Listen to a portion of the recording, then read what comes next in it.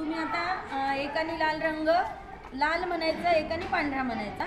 लाल पांढरा असं सगळ्यांनी म्हणून आपण नंतर लाल म्हणणाऱ्यांचा एक गट करू आणि पांढरा म्हणणाऱ्यांचा एक गट करू. लालपासून सुरुवात.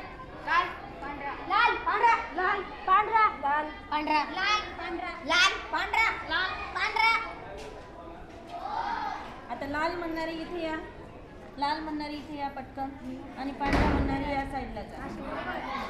तुम्ही मध्ये काढले जरा होऊन जाणं जरा. लाल लाल लाईन करायला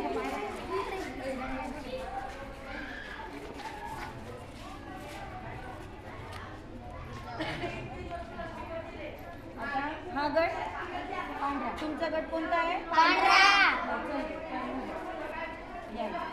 तुमचा गट लाल. सरळ बेटा इकडे सर.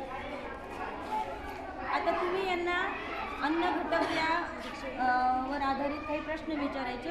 मी तुम्हाला उत्तर देते. यांनी प्रश्न विचारला की तुम्ही उत्तर द्यायचं.